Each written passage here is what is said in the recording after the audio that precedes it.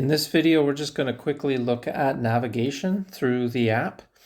It's fairly straightforward again, pretty intuitive in terms of some of the different ways to maneuver. You got your typical back button. You have the typical list of different sort of sections in the app along the bottom that you can check into.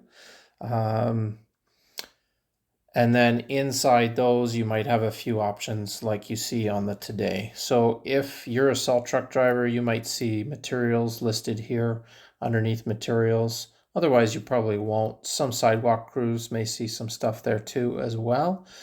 The indirect services, which covers mobilization, repair, maintenance, and training.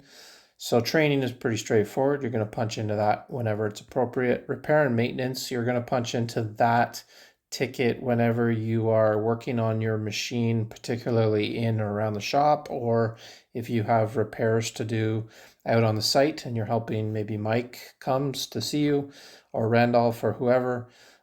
You can punch into that when you're working on a piece of equipment. And then mobilization is your general moving from one, you're clocking in, you're working on something through the day that is not associated to a specific job. That's when you click into mobilization. Coming back to tickets, pretty simple to scroll through and pick the one that you want. Key thing is to look at the routes, right? So in the winter, we have a lot of routes here. And it's important to notice that the routes are generally named from the west side of the city to the east side, with some exceptions where Algonquin will have its own route listed. Parliament Hill will as well, and some other sites like a Siena or other large sites like IOL. Otherwise, you're going to have Route 1, plow Route 1, starting in the west and working your way across to a high plow route number, maybe 12, something like that, in the east end. And so if you're working in Orleans, you're looking for a site, probably you're going to find that up in the top end of those numbers. There is sometimes some delineation as to how those look, but just keep that in mind and find the routes that you're working on. Generally, you're going to be assigned to a route, and then you're pretty quickly going to learn the route on either side of you that dispatch may ask you to go to. So once you find the route that you're working on and you punch into that, then you're going to have your list of sites that you're associated with. And generally, those are going to be in the automatic order that we'd like them done, even unless dispatch asks you to do them in a different order, then you would tackle those appropriately according to that instruction.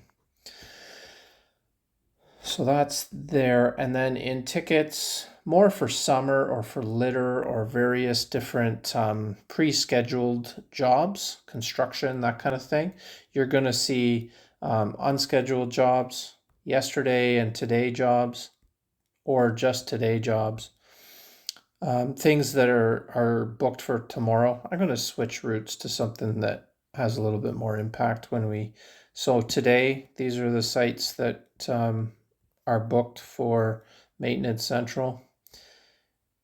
If I go to yesterday and today and you scroll down, you'll see that yesterday a bunch of jobs were completed. So you'll see your completed tickets, you'll see your non-completed tickets, and you can carry on. You can even see, everything for the week and how things are shaping up for the entire week, how much you've done and how much is yet to be done. Now this has less impact in the winter, like I say, because for snow, every time you go out, you have the same list on that route. So that's an important distinction to make. Issues can be an important one. Issues will be things that are assigned to you. You can, if we select all, we can see all issues. These happen to be issues that I have created or am involved in, so they're pretty easy to kind of pop up here. If they're assigned to the route that you are associated with, they should show up here for you. And when you click into that issue, you can see pictures, you can see a description of what needs to happen, and you can view full screen those pictures. And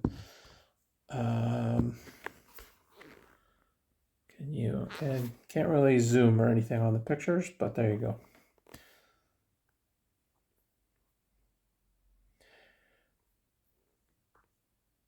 Coming back to our issues screen, and then our time screen keeps us as a crew leader. You're going to be there first, or as a plow or a truck driver.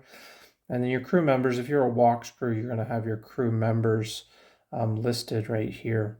And you can punch them in or out as you need to through that shift. So that's just a bit of a note on how to generally work your way through the app.